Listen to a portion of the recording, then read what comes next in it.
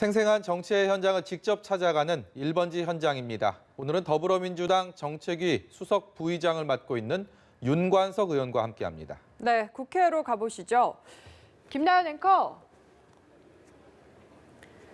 네, 국회 로텐더홀에 나와 있습니다. 여야가 극한 대치를 벌였던 선거법이 결국 본회의에 자동 부의됐죠. 여기에 단식으로 배수의 진을 쳤던 한국당 황교안 대표까지 어제 응급실로 실려가면서 여야 협치의 길은 더 멀어지고 있습니다. 어떻게 풀어야 할까요? 더불어민주당 정책위 수석 부의장인 윤관석 의원에게 들어보겠습니다. 의원님 안녕하세요. 네, 안녕하십니까.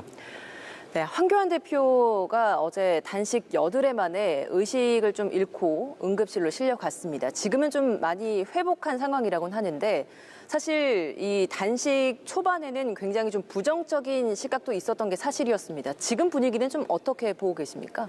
예, 일단 병원으로 가시게 돼서 안타깝게 생각하고 빨리 건강을 회복해서 국회로 돌아오셔갖고 예. 중요한 협상들을 계속할 때라고 생각을 합니다. 예. 사실 황교안 대표의 단식은 좀 황당스러운 단식이었습니다. 국민들은 그렇게 생각하고요. 국민의 공감을 받지 못한 시작이었다. 일단 국회는 연말을 앞두고 지금 패스트트랙 법안이라든지 또 예산 문제도 있고 하기 때문에 지금 협상을 할 때였는데 단식을 하러 그것도 청와대 앞으로 갔단 말이죠.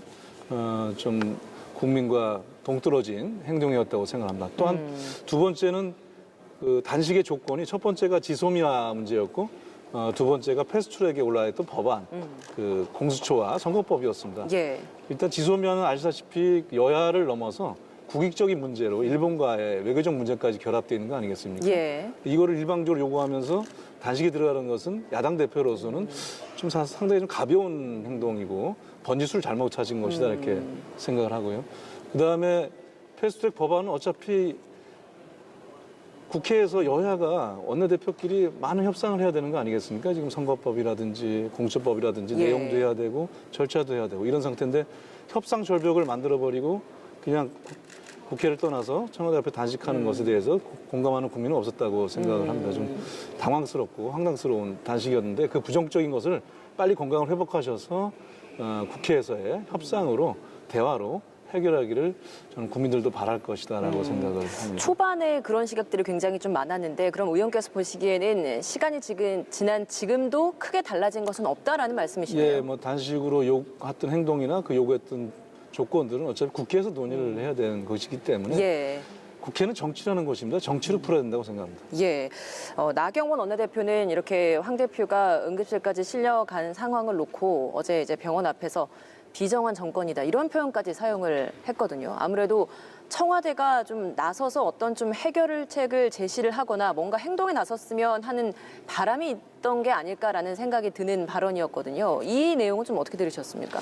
나경원 대표의 발언도 정말 뜬금없고 또다시 남 탓하는 대표다. 나경원 대표는 남 탓 대표, 황교안 대표는 좀 하는 행동이 좀 황당스러워서 황당 대표 이렇게 불리기도 하지 않습니까? 본인이 협상을 하러 국회 와서 패스트트랙이라든지 공수처 갖고 얘기해야 되는 거 아니겠습니까? 근데 비정한 것은 협상을 하지 않는 분들이 협상을 기다리는 분들한테 너무 답답한 얘기라고 생각을 하고요. 그건 청와대나 또는 문재인 대통령이 답을 줄 수 있는 내용이 아니지 않습니까? 여야가 있고 또 다른 야당도 있습니다. 그래서 지금이라도 저희는 패스트트랙 법안을 놓고 다 열어놓고 안을 가지고 와서 협상을 하자라고 지금 얘기하고 있는데 스스로가 협상 절벽으로 차단해버리고 비정하다, 왜 답을 안 주냐 이렇게 하는 것은 남 탓하는 나경원 원내대표의 본색을 또 한번 보여준 게 아닌가 해서 참으로 좀 안타깝습니다. 협상을 해야 한다라고 말씀을 해주셨는데 지금 한국당 분위기를 봐서는 계속 동조 단식까지 더 이어가고 있는 것 같습니다. 아무래도 한국당 내에서는 단식을 당 차원으로 계속 확대해서 해나가려고 하는 모습인 것 같은데 민주당 차원에서도 사실 계속해서 좀 협상을 해나가야 되고 끌어가야 되는 집권 여당 입장이기 때문에 이런 당의 움직임을 좀 어떻게 해나가야 풀어나가야 된다고 보십니까? 황교안 대표의 단식도 좀 황당하고 여러 가지 부정적 시각이 있었는데 빨리 건강을 회복하셔야겠지만 예. 지금 협상을 다시 돌아야 될 시기에 또 추가로 그 당의 최고위원이나 이런 분들이 단식이 들어가는 것은 좀 무책임한 행동이라고 생각합니다. 국민들이 바라는 것은 국회가 민생을 살리고 경제 활력을 위한 여러 가지 법안이나 또 특히 예산이 지금 걸려 있지 않습니까? 예. 예산 처리 마감 시한은 다가오고 있고 국회에서 협상을 통해서 정치를 살리고 민생을 살리라고 하는데 또다시 추가 단식을 릴레이 단식을 이어가겠다. 뭐 저는 그런 행동보다는 지금이라도 협상에 빨리 임할 수 있도록 여러 가지 안을 만들어 갖고 최고위원들이라면 가져와서 원내대표끼리 또는 책임자들끼리 협상에 즉각 착수하는 것이 맞다고 생각합니다. 그럼 한국당이 협상으로 돌아올 수 있도록 민주당이 당 차원에서 어떤 좀 할 수 있는 방안이나 이런 건 없을까요? 저희는 뭐 수차례 공개적으로도 얘기했고 지금 다양한 채널과 다양한 탭을 가동을 하고 있습니다. 예. 그래서 기존의 패스트트랙에 올라왔던 원안을 넘어서 예. 자유한국당에 새로운 안이 있다면 그런 걸 제출하면은 또 함께 다 토론하겠다는 그런 얘기도 여러 차례 공개 메시지를 보냈고요. 아마 물밑으로 또 다양한 뭐 3+3 이런 채널을 통해서 함께 논의 테이블에 대한 그 제안을 하고 있는 상태입니다. 지금 오셔서 어떤 얘기든지 시작하면 되는데 예. 협상이 절벽을 만들어버리면 그다음에 남는 것은 그 국회가 잘못하면 파행되는 것밖에 없지 않겠습니까? 그거에 대해서 국민들은 많이 걱정하고 있습니다. 알겠습니다. 총선 5개월 앞두고 인적 쇄신 요구는 뭐 여야 할 것 없이 다 나오고 있는 것 같습니다. 지금 의원께서도 총선 기획단의 미래기획분과위원장 맡고 계신 걸로 알고 있는데 내년 총선에서 인적 쇄신은 좀 어떤 방향으로 만들어져야 된다고 보십니까? 예, 저희 총선기획단이 15명으로 구성되어 있는데 저희가 그 여성 5이 청년대 태서 그중에 좌반이 넘는 사람들이 여성 청년으로 이렇게 좀 그렇죠. 딴 때에 비해서 상당히 젊어지고 또 여성들이 많이 참여한 그런 총선기획단입니다. 저도 거기 이제 참여하게 됐는데요. 예. 저는 주로 이제 정책 공약을 담당하는 미래기획분과장을 맡았습니다. 공교롭게 같은 날 또 자유한국당도 총선기획단을 띄웠는데 예. 언론에 보도해 보니까 그쪽은 이제 20, 30대가 없고 여성이 한 명뿐이라서 좀 대비되는 기사도 나왔던 것 같습니다. 저희는 뭐 총선기획단에서 공천관리위원회가 또 있기 때문에 바로 다 뭐 여기서 인적인 그 공천 문제를 하는 것은 아니지만 예. 좀 룰을 보완하고 또 공약도 만들고 또 여러 가지 선거 관련한 기획을 하게 돼 있습니다. 인적 쇄신론은 선거 때마다 이제 국민들 속에서 또 다양하게 나왔던 거라고 생각을 하고 저희는 그것이 갖고 있는 어떤 기대라든지 또 긍정성도 있다고 생각해서 예. 공천 과정에서 자연스럽게 인적 쇄신이라든가 변화들이 있을 거라고 생각합니다.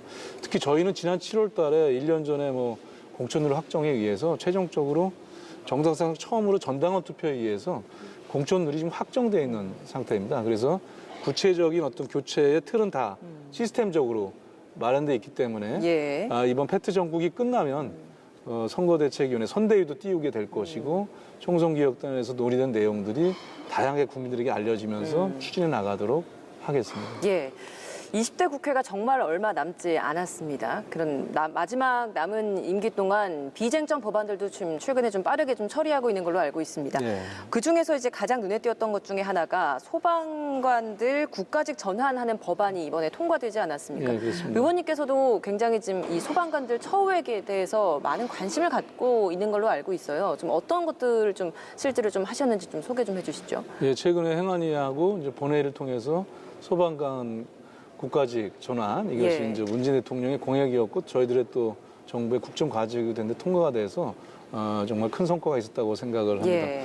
좀 정책위 수석은 이제 정부의 당정 협의를 실제 하기 때문에 뭐 다양한 분야의 것을 정책을 다 다루고 법안도 사전 논의를 합니다만은 저는 개별적으로는 이제 17년도에 소방 기본법 개정을 해서 소방관이 정당한 업무를 집행하다가 예. 예를 들면 불이 났는데 문을 부시고 들어가야 불을 끌 수 있는데 부셨는데 나중에 꼭 그런 긴박성이 있었냐 해서 그거에 대한 기물파손에 대해서 뭐 소방관의 책임을 묻게 되면은 그걸 개인이 배상해야 되는 이런 문제들이 있었습니다. 예. 그래서 그 면책 사유들이 잘 인정이 안 됐었거든요. 근데 그런 것들을 보장해주는 정당한 그 업무 집행 당시에는 면책 사항들이 있을 경우 그걸 보장해주는 법이 통과가 돼서 일선에서 그 소방 활동을 하시는 그 대표 발의하셨던 거죠? 예, 대표 발의해서 통과가 예. 됐습니다. 그래서 분들에게 큰 도움을 드린 것 같아서 이제 보람 있게 생각하고요.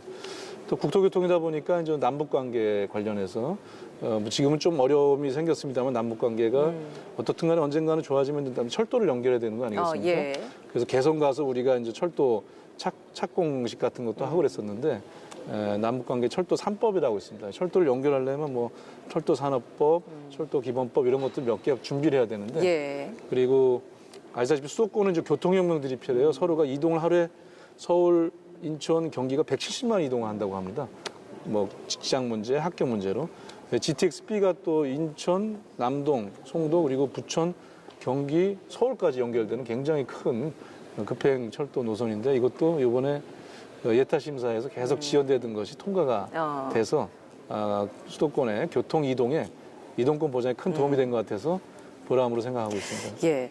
최근에 한일 양국 간의 지소미아 문제가 있었고요. 그걸 우리 정부가 종료를 연기 결정을 했고 또 수출 규제 문제를 함께 논의하자라는 이야기를 했습니다. 그런데 그 후에 일본이 굉장히 좀 다른 태도를 보이면서 한일 간의 신뢰관계가 좀 많이 문제가 생긴 상황인데 사실 의원님께서도 일본 수출 규제 문제 당정청 상암 점검이 간사직 활동을 하고 있는 걸로 알고 있습니다. 이 상황에 대해서 어떻게 보고 계신지 좀 여쭤보겠습니다. 예, 일본 수출 규제에 따른 그 당정청의 그 일일 상황 점검 및 대응회의라는 게 있습니다. 그래서 당정청 함께한 컨트롤 타워 역할인데요. 몇 차례 열렸고 내일 또 마침 아침에 회의가 잡혀 있습니다. 그래서 이제 정세균 위원장님이나 강경화 외교부 장관이나 그다음에 이제 성인모 산업부 장관 이런 분들이 다 옵니다. 그때 외교부를 통해서 그 협상 얘기 좀 보고를 받겠습니다만은 기본적으로 협상 아니었습니까? 협상하고 합의해서 발표하기로 해놓고 나중에 뒷얘기 나온 것처럼 고약한 게 사실 없죠. 그 부분에 있어서 우리 개인 간에도 그런데 또 유추해 보면 일방적으로 저희가 양보하고 뭐 협상이 끝나지는 않았을 거 아니겠습니까? 그럼 당연히 서로 간에 그 명분도 세우고 이해관계도 이제 적절하게 가져가면서 이제 협상이 완료됐을 거라고 보고 저희는 거기에 따라서 그 지소미아 효력 중단을 갖다 연기하는 걸 했고 일본은 일방적 수출 규제에 대해서 거기 그걸 회복시키는 조치들 하는 것이 상식적인 그 논리적인 흐름이겠죠. 근데 전혀 안 했다. 우리가 퍼펙트하다. 뭐 이렇게 얘기하는 것은 좀 부끄러운 그 외교적 행동이죠. 또 사과를 정확히 보니까 해놓고는 그런 적 없다고 또 다른 언론 플레이를 하고 이런 것은 제가 볼 때 외교적으로는 좀 선진국답지 못한 그 어떻게 보면 좀 약간 비열한 행동이기 때문에 그것은 자제하고 서로 간에 상생할 수 있는 그런 협상을 좀 더 진전시킬 수 있는 양국 간의 문제를 해결할 수 있는 쪽으로 일본이 그 자세를 전향적으로 바꿔야 된다고 생각합니다. 예.